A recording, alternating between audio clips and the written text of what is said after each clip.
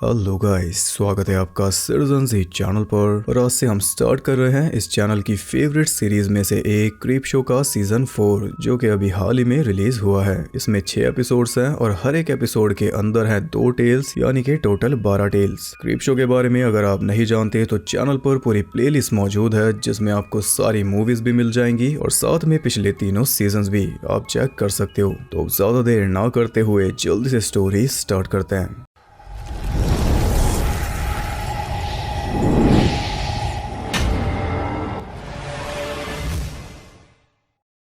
पहली टेल का नाम है 20 मिनट्स विद कैसेंड्रा और इसके डायरेक्टर हैं इस शो के क्रिएटर ग्रेग निकोटेरो। ये कहानी है लॉर्ना की, जो कि अभी अभी घर वापस आई है और आते ही उसने पाइनएप्पल चीज पिज्जा ऑर्डर कर दिया, जिससे हम उसके घर का एड्रेस जान पाए। वो है 27 नेबोल्ड स्ट्रीट, जो कि रेफरेंस है स्टीफन किंग की इट का, जहाँ पे वेल हाउस था। लॉर्ना एक कैफे से कॉफी भी लाई है, जिसके कप पे लिखा है स्टिल्सन कॉफी, और ये रेफरेंस है स्टीफन किंग की द डेड जोन का। उसमें कैरेक्टर था ग्रेग स्टिल्सन। लेकर आई है कॉफी, पर म्यूजिक लगाकर वो वाइन पीने बैठ गई, लेकिन तभी उसके दरवाजे पर कोई आ गया, जो कि बहुत जोर से नॉक कर रहा था। लॉर्ना ने दरवाजा खोला तो वो थी कैसेंड्रा उर्फ कैसी, जिसे लॉर्ना नहीं जानती। वो बहुत ज्यादा घबराई हुई थी और बोल रही थी कि वो बाहर है। तो लॉर्ना ने सोचा कि उसका बॉयफ्रेंड होगा, इसलिए उसने सीधा पुलिस को फोन मिला दिया, लेकिन कैसी ने उसका फोन छीन कर फेंक दिया बाहर। एक तो घर में लो, ऊपर से ये सब भी देखो। लॉर्ना बोलती है कि मैं तुम्हारी हेल्प कर रही हूँ, तो कैसी बोलती है कि तुम नहीं कर सकती।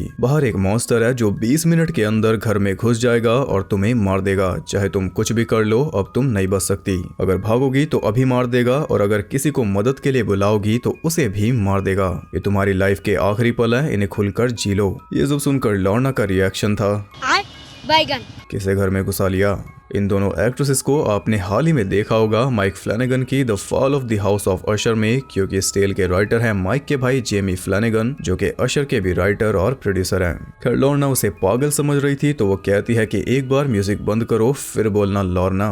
उसने म्यूजिक बंद किया तो बाहर से सच में आवाजें आ रही थी, और तभी कोई दरवाजे पर भी आ गया। कैसी उसे बोल रही थी कि दरवाजा मत खोलना लॉर्ना, पर उसने खोल दिया, क्योंकि बाहर था डिलीवरी बॉय। लॉर्ना का पार्सल आया था। लॉर्ना उसे बोलती है कि मेरा फोन यहीं पर पड़ा होगा, जरा मुझे पकड़ा दो। पर जैसे ही वो फोन पकड़ाने लगा, कोई बड़ी तेजी से आया और फोन के साथ उसका हाथ भी उखाड़ कर ले गया। वो था वही मॉन्स्टर। लॉर्ना देखती रह गई और मॉन्स्टर ने उसके गले पर पंजा मारकर उसकी शिफ्ट खत्म कर दी। लॉर्ना तो सुन हो चुकी थी, इसलिए कैसी ने ही जल्दी से दरवाजा बंद किया, वरना लॉर्ना भी पार्सल हो जाती। कैसी उससे पूछती है कि अब तो यकीन हो गया, अब बोलना लॉर्ना। कैसी बताती है कि वो मॉन्स्टर एक बड़ा सा चूहा है, और अब अचानक से दोनों के हाव भाव एक्सचेंज हो चुके थे। लॉर्ना घबराई हुई थी और कैसी हो चुकी थी एकदम रिलैक्स्ड। वो तो उसे अपना ही घर समझ रही थी।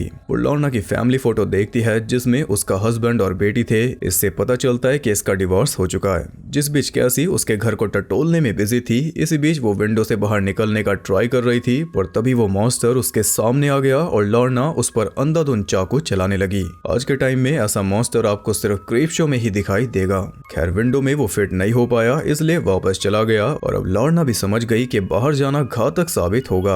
अब कैसी तो आराम से वाइन गटक रही थी और लॉर्ना बना रही थी एक काम चलाऊ हथियार। और इस बीच कैसी उसके साथ लगातार बातें कर रही थी, वो भी पर्सनल। वो लॉर्ना के बारे में जानना चाहती थी, जबकि लॉर्ना की जान जाने वाली है, वो भी इसी की वजह से। जब इसे पता था कि वो मॉन्स्टर इसकी हेल्प करने वाले को मार देगा, तो ये इस घर में आई क्यों। ये राज तो खोलना पड़ेगा लॉर्ना, लेकिन उससे पहले इसे बचाना होगा पिज्जा वाले को, जो कुछ ही देर में आता होगा। पर बचाएगी कैसे। ऊपर से कैसी के सवाल नहीं रुक रहे। वो पूछती है कि क्या तुम्हारे पास कोई पेट है, कोई डॉग या कैट। ये सुनकर लॉर्ना गुस्से में बोलती है कि कैट के बारे में कोई बात मत करो। जवाब बहुत दे दिए, इसलिए अब सवाल पूछती है लॉर्ना, और वो भी सबसे मेन, ये सब शुरू कैसे हुआ, मॉन्स्टर इसके पीछे कैसे लगा। कैसी बताती है कि जिस अपार्टमेंट में ये रहती थी उसमें चूहों की प्रॉब्लम थी, तो एक दिन इसने माउस ट्रैप सेट किए, और जब ये घर आई तो इसने देखा कि एक ट्रैप में फंसा हुआ था चूहे का पंजा, और वो चूहा फंसा हुआ था दूसरे ट्रैप में। चूहा इसी के सामने तड़प तड़प कर मर गया, जिसका इसे काफी ज्यादा गिल्ट हुआ। तो ये मॉन्स्टर उसी चूहे का भूत है जो इसकी गिल्ट और सैडनेस की वजह से मैनिफेस्ट हुआ। यह है पूरी बैक स्टोरी जो लॉर्ना के सर के ऊपर से चली गई। फिर तभी पिज्जा बॉय आ गया, इसलिए लॉर्ना चली गई ऊपर बालकनी में, क्योंकि चूहे का एक पंजा है नहीं तो वो ऊपर नहीं चढ़ सकता। वो पिज्जा बॉय ऑकवे को समझा रही थी कि वापस चले जाओ, मुझे ये पिज्जा नहीं चाहिए, इसे तुम ही खा लो, पर वो माना नहीं और लॉर्ना के साथ बातें करता रहा। दोनों के बीच में ढेर सारी बातें हुई जिससे लॉर्ना को फील हुआ कि ऑकवे सच में काफी नाइस है, वो मॉन्स्टर के हाथों मरना डिजर्व नहीं करता, लेकिन वो ईमानदार भी था, इसलिए पिज्जा उसने दरवाजे पर रख दिया और मॉन्स्टर अभी तक आया नहीं। फिर लॉर्ना को बाय बोलकर वो जा ही रहा था, लेकिन कार में बैठते ही मॉन्स्टर ने उसे भी ऊपर डिलीवर कर दिया। इतने में मॉन्स्टर ऑकवे को खा रहा था। लॉर्ना पिज्जा अंदर ले आई और पिज्जा बॉक्स के अंदर लिखा हुआ था कि बैक रूम में आकर मिलो। ये लिखा है उसी मॉन्स्टर ने, काफी पढ़ा लिखा चूहा है। लॉर्ना जाकर उससे मिलती है तो वो विंडो के थ्रू बात कर रहा था। जी हाँ, वो बात कर रहा था।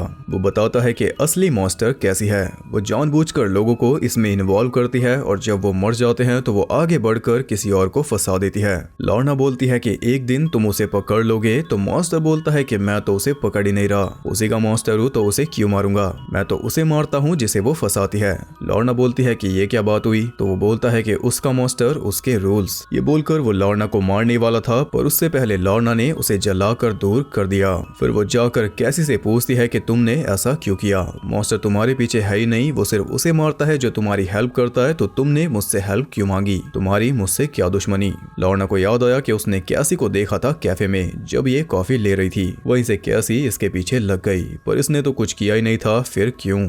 कैसी बोलती है क्योंकि मैं तुम्हें जानना चाहती थी, पर तुमने मुझे जानने की जरा भी कोशिश नहीं की, तुम्हें बस अपनी पड़ी थी, तुमने सारा टाइम वेस्ट कर दिया, मैं तो अच्छी हूँ, तुम अच्छी नहीं हो। तो वो जिस तरह इसने सारा ब्लेम उल्टा डाल दिया लॉर्ना पर, और ये आपने पहले भी कहीं तो देखा होगा, पर्सनल एक्सपीरियंस भी होंगे। इसे वही वाला बिहेवियर है जिसमें कैसी के हिसाब से वो तो ठीक है, बाकी सब घटिया है, पर अगर आप इसे विस्तार से देखो तो ये बड़ा ही जानलेवा बिहेवियर है। एक रैंडम लड़की को इसने कैफे में देखा तो ये वहीं से उसके पीछे लग गई, फिर जबरदस्ती उसके घर में घुस आई, वो भी एक मॉन्स्टर को लेकर जो उस लड़की को मार देगा। और ये बात ये जानती थी, पर फिर भी विलन ये नहीं है, विलन है वो जिसने इसे घर में भी लिया। इसकी हेल्प करनी चाहिए, लेकिन अपनी जान बचाने के बजाय इससे बात नहीं की, जबकि उसकी जान जाने वाली है इसी की वजह से। तो असल में हर एक तरह से विलन यही है, बस ये मानना नहीं चाहती। ये चाहती है कि कोई भी इसे बुरा ना बोले। किसी की लाइफ में अचानक से आकर इसने उसकी पूरी लाइफ खत्म कर दी, और फिर भी यही कंप्लेन कर रही है कि तुमने मुझे समझा नहीं। कोई सेंस है इस बात की? अबे वो तुझे जानती नहीं तो समझेगी क्यों? तेरी वजह से वो मरने वाली है और 2 आदमी उसके सामने मर भी गए, पर फिर भी वो तुझे बुरा ना बोले। तो अब आप समझे कि वो मॉन्स्टर भी ऐसे बना। चूहे को मारने के बाद ये गिल्ट में आ गई क्योंकि ये बुरी बन गई, तो इसने उसी चूहे को मॉन्स्टर बनाकर अपने पीछे लगा लिया ताकि बुरा वो बने, ये नहीं, ये बेचारी रहे। फिलहाल पूरी सिचुएशन के साथ भी ये वही कर रही है। कई जाने अब तक ले चुकी है, लेकिन बेचारी है, कोई इसे समझता नहीं। असल में वो मॉन्स्टर इसकी इनसिक्योरिटीज है, जिसकी भी लाइफ में ये जाती है वो इनसिक्योरिटीज उसे मार देती है मेटाफोरिकली। खैर आप समझे होंगे कि ऐसे इंसान को आप समझाना चाहो तब भी नहीं समझा सकते, उसका भ्रम ही उसका सब कुछ है। आपकी लाइफ तबाह करके वो बोलेगा कि गलती तेरी थी, जैसे कैसी बोल रही है कि तूने मुझे घर में क्यों लिया। अब गलती तो ये लॉर्ना की है ही, पर इस छोटी सी गलती की आड़ में कैसी ने अपनी सारी गलतियां छुपा दी, क्योंकि पहली गलती लॉर्ना ने की इसे घर में लेकर, तो अब उसकी जो जान जाएगी वो भी उसी की गलती बन चुकी है, ना कि कैसी की। समझ रहे हो इसका पॉइंट ऑफ व्यू? इतना लंबा चौड़ा लेक्चर दे दिया मैंने। खैर उल्टा लॉर्ना को ही गिल्टी फील करवा कर वो चली गई, और उसके जाते ही घर में आ गया उसका मॉन्स्टर गलती मिटाने। पर लॉर्ना को थोड़ा टाइम चाहिए था, इसलिए वो बात करने के लिए भी रेडी हो गया, और सरप्राइजिंगली बातचीत में वो काफी अच्छा था। वो बताता है कि 1 महीने पहले कैसी के डैड की डेथ हो गई थी, फिर उसकी मॉम भी मर गई थी अकेलेपन की वजह से। तब कैसी ने ये फैसला किया था कि वो ऐसे नहीं मरेगी। उसके बाद से ही वो लोगों से मिलने लगी, लेकिन अचानक उन्हें छोड़ देती, और अचानक छोड़ देने की वजह से एक सैडनेस पैदा होती थी जिसे मिटाता ये मॉन्स्टर उस पर्सन को खत्म करके जिसे वो छोड़ देती है। तो इस एक स्टोरी में कई सारी लेयर्स हैं, वो भी काफी डीप। खैर वो बताता है कि कैसी लॉर्ना के पीछे इसलिए आई थी क्योंकि लॉर्ना को देखकर उसे लगा था कि ये भी उसी की तरह सैड है, जो कि ये है भी, लेकिन सैडनेस से डील करने का तरीका इसका थोड़ा अलग है। असल में इसका भी एक मॉन्स्टर है जिसे ये संदूक में लॉक रखती है, और वो इसके साथ फ्रेंडली है। फोटोज देखकर हमें पता चला कि वो एक कैट है, इसलिए ये कैट्स की बात नहीं करती। तो अब आप सोचोगे कि मरने के बजाय ये अपने मॉन्स्टर को बाहर निकालेगी और एक तगड़ी फाइट हमें देखने को मिलेगी, monster rat versus monster cat. लेकिन ऐसा है नहीं। जैसा कि मैंने बोला इसका तरीका अलग है। अपने मॉन्स्टर को किसी दूसरे के मॉन्स्टर से उलझाओगे तो प्रॉब्लम ज्यादा बढ़ सकती है। बल्कि कैसी भी अपने मॉन्स्टर को कहीं पर लॉक करके रख सकती थी, लेकिन ऐसा वो चाहती नहीं। उसे इस मॉन्स्टर की जरूरत है, जबकि लॉर्ना को नहीं है। वो अकेले जीना सीख चुकी है।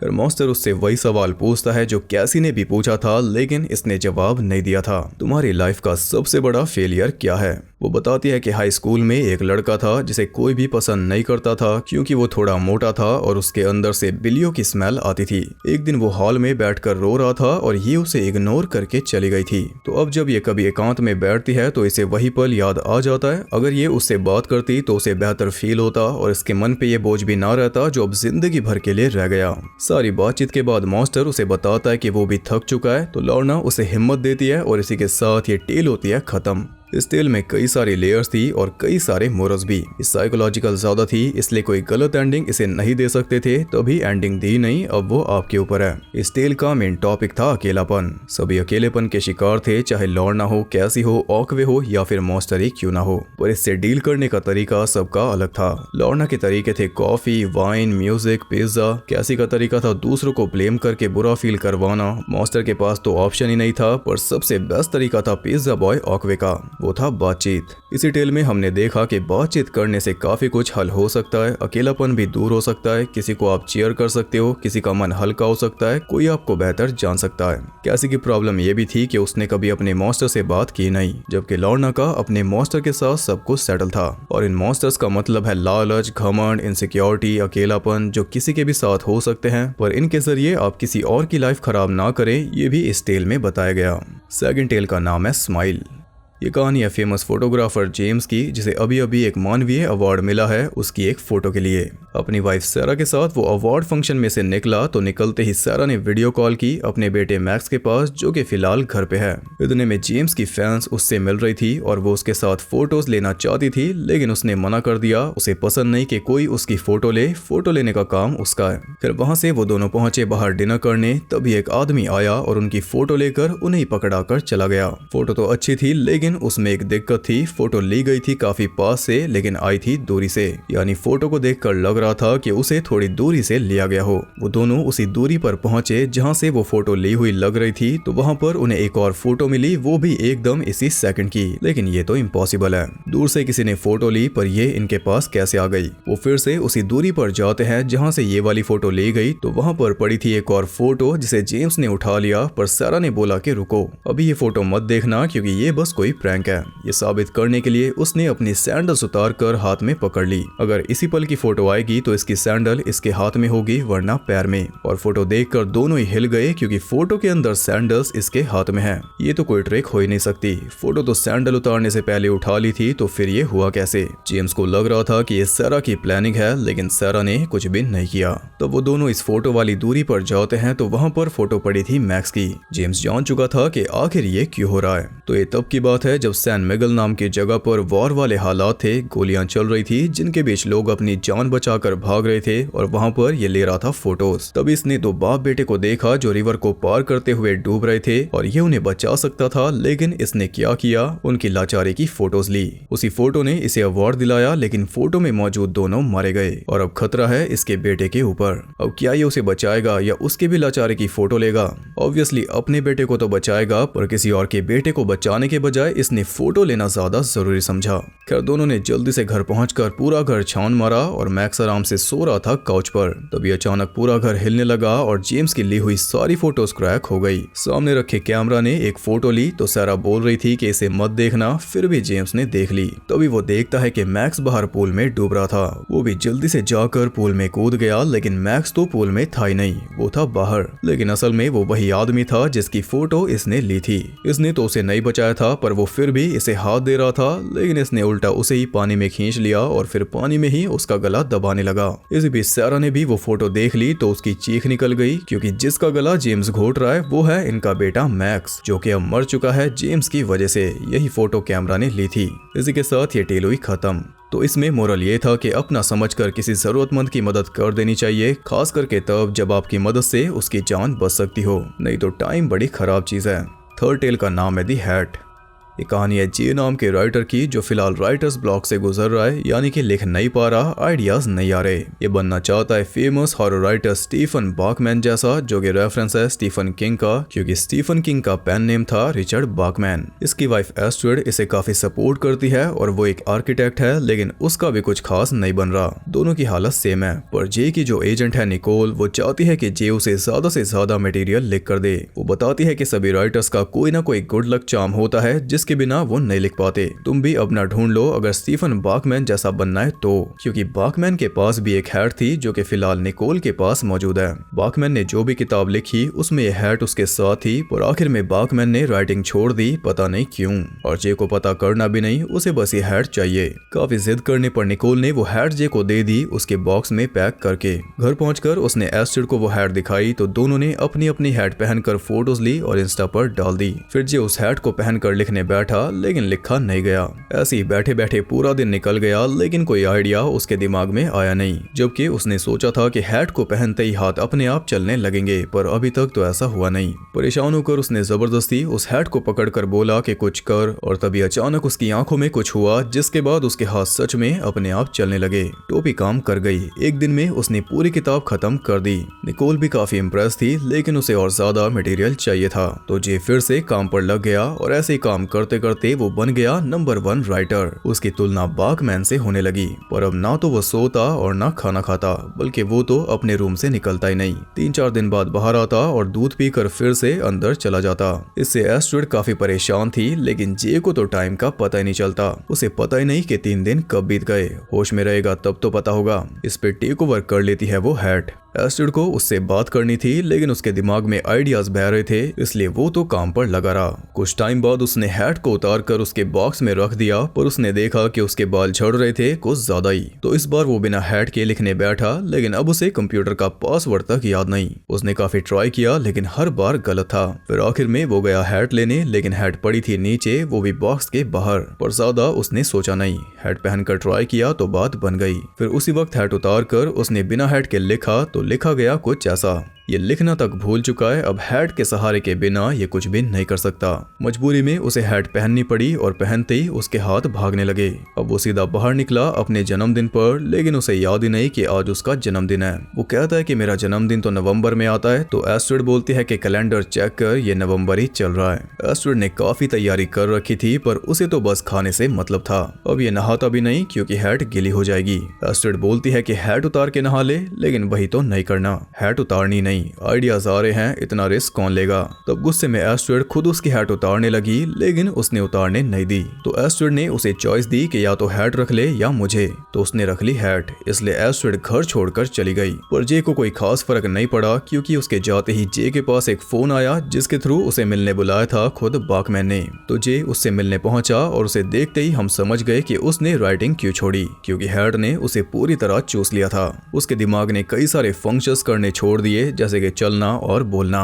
वो लिखकर बता रहा था कि ये मेरी हैट है, इसे वापस करो, लेकिन जे का ऐसा कोई इरादा नहीं था। जान चली जाए पर हैट ना जाए। वो उसी वक्त वहां से भाग गया, जबकि बाकमैन ने बताया कि निकोल ने यह हैट उससे चुराई थी। खैर घर जाकर उसने बाकमैन की सारी किताबें फेंक दी और उनकी जगह रख दी अपनी किताबें। फिर वो लिखने बैठा तो कई महीनों तक उठाई नहीं, और इसी बीच एस्ट्रिड के फोन भी आते रहे, पर उसे कोई होश नहीं था। इस बार वो उठा कई सारी किताबें एक साथ लिखकर। फिर उसने हैट उतारनी चाही, लेकिन वो उतरी नहीं, वो उसके सर के साथ अटैच हो चुकी। बड़ी मुश्किल से खुद को चोट पहुंचाकर उसने हैट उतारी तो देखा कि उसके अंदर एक क्रिएचर था, जो तब से इसके दिमाग को धीरे धीरे खा रहा था, और मौका मिलते ही वो इसकी एक उंगली भी खा गया। वो पूरे अटैकिंग मोड में था, इसलिए जे ने उसे गोली मार दी, तब जाकर उसकी जान बच पाई। फिर उसने देखा कि हैट वाले बॉक्स के अंदर कई सारे अंडे भी थे, जिनके अंदर ऐसे और भी क्रिएचर्स थे। उन्हें लेकर वो पहुंचा निकोल के पास और डील कैंसिल करके वहां से चल दिया, पर जाने से पहले एक बच्चा उसने घुसा दिया निकोल के मुंह में। फिर वो पहुंचा एस्ट्रिड के पास, तो उसे पता चला कि एस्ट्रिड भी कामयाब हो चुकी है। उसे भी दुनिया भर का काम मिल रहा है, क्योंकि वो एक से एक डिजाइन बना रही है, और ऐसा इसलिए क्योंकि उसने पहनी हुई थी हैट जिसके अंदर था वही क्रिएचर, और एक ऊपर था जो जे के ऊपर टूट पड़ा, और इसी के साथ ये टेल हुई खत्म। इसमें मोरल ये था कि जो करना है अपने दम पर करो, किसी के ऊपर निर्भर मत हो जाओ, क्योंकि वो हटेगा तो तुम भी हट जाओगे। 4 टेल का नाम है ग्रीविंग प्रोसेस। ये कहानी है शेफ रिचर्ड की, जो कि अपनी वाइफ अप्रैल के साथ रहता है और इनके साथ रहती है अप्रैल की छोटी बहन जीन। आज का दिन खास है क्योंकि आज अप्रैल की जॉब का पहला दिन है और ये दोनों सोच रहे हैं कि एक बच्चा भी प्लान कर लें। रात को रिचर्ड अप्रैल का वेट कर रहा था, लेकिन काफी देर तक भी वो आई नहीं, ना ही वो मैसेज का रिप्लाई कर रही थी। आई तो सिर्फ एक कॉल जो की थी डिटेक्टिव कर्नन ने, क्योंकि अप्रैल के ऊपर अटैक हो चुका है। जब वो अपनी कार तक जा रही थी तभी किसी ने उस पर अटैक कर दिया और वो भी उसके गले पर, लेकिन किस्मत से वो बच गई और क्राइम सीन पर मिला है एक वाइट डेजी का फूल। कुछ दिन बाद रिचर्ड उसे हॉस्पिटल से घर ले आया तो जीन ने उसका अच्छे से वेलकम किया, लेकिन वो अच्छे मूड में नहीं थी। ऊपर से खाना वो खा नहीं रही थी, जैसे ही खाती वैसे उगल देती। ये हम पहले भी देख चुके। वो अंधेरे में रह रही थी और बेड से तो हिलती नहीं थी। जीन ने उसे समझाना चाहा तो उसने जीन को सुनाकर अपने घर से निकाल दिया। जीन भी गुस्सा होकर चली गई और रिचर्ड बस देखता रहा। उसे लगा कि ऐसा करके अप्रैल खुद भी रो रही होगी, लेकिन वो तो हंस रही थी। घर से बाहर निकलते ही जीन को एक बच्ची दिखाई दी जो पलक झपकते ही गायब हो गई। कई दिनों बाद भी अप्रैल ने खाना नहीं खाया। एक दिन डॉक्टर उसे चेक करने आई तो पता चला कि वो खाना क्यों नहीं खा रही, क्योंकि उसकी डाइट बदल चुकी है। उसने डॉक्टर को ही खाना शुरू कर दिया क्योंकि अब उसे चाहिए इंसानी खून और मांस। वो बन चुकी है एक सैवेज वैम्पायर, किसी वैम्पायर के काटने से। ये देखकर रिचर्ड पुलिस को फोन कर रहा था, लेकिन अप्रैल के मासूम चेहरे पर लगा खून और काली आंखें देखकर वो रुक गया। अभी तो इन्हें बच्चा भी चाहिए। डॉक्टर की बॉडी को उसने काट पीट कर ठिकाने लगाया और इसके बाद वो बना एक आइडियल हस्बैंड। अपनी वाइफ के लिए वो लोगों का शिकार करता और फिर उनके बॉडी पार्ट से नई नई डिश बनाकर अप्रैल को खिलाता। एक बड़ी ही स्पेशल डाइट वो अप्रैल को दे रहा था। उसे एक नया पैशन मिल चुका था, लेकिन इसमें रुकावट बनने आ गई जीन। तो उसने जीन को भी अप्रैल के सामने फेंक दिया, जो कि अब बेसमेंट में रहती है, और अपना असली चेहरा दिखाकर वो जीन को चबा गई। फिर एक दिन जब वो शिकार करने बाहर गया तो एक छोटी बच्ची उसकी कार से टकरा गई जिसका नाम था डेजी, और इसके बालों में वही डेजी का फूल है जो क्राइम सीन पर मिला था। इससे अच्छा शिकार मिल नहीं सकता, इसलिए रिचर्ड उसे भी घर ले आया, पर उसके साथ साथ घर में आ गई डिटेक्टिव कर्नन। वो डेजी को बचाना चाह रही थी, पर वही तो असली वैम्पायर है। उसी ने अप्रैल पर अटैक किया था और वो खा गई कर्नन को। रिचर्ड के लिए तो बच्चा हो गया, अच्छा हो गया, क्योंकि बच्चा तो इसे चाहिए था। तो कुछ इस तरह ये फैमिली कंप्लीट हुई और इसी के साथ ये टेल हुई खत्म।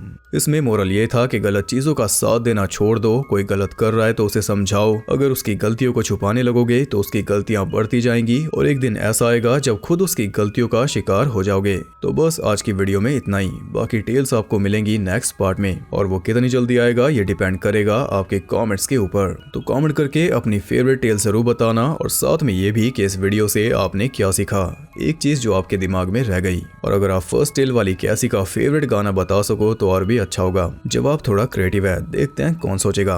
वीडियो पसंद आई तो लाइक करना, और ऐसी और इंटरेस्टिंग वीडियोस देखने के लिए चैनल को सब्सक्राइब करके बेल नोटिफिकेशन को ऑल पर सेट कर लो, ताकि नोटिफिकेशन हमारी बातचीत बना सके। और ज्यादा कनेक्टेड रहने के लिए आप मुझे इंस्टाग्राम पर फॉलो कर सकते हो, वहाँ आपको बहुत कुछ जानने के लिए मिल जाएगा, और साथ ही बाकी जगहों पर भी जिनके लिंक्स आपको मिल जाएंगे नीचे, वही घिसी पिटी लाइन। तो मैं आपसे मिलूंगा अगली वीडियो में, तब तक के लिए सबको बाय।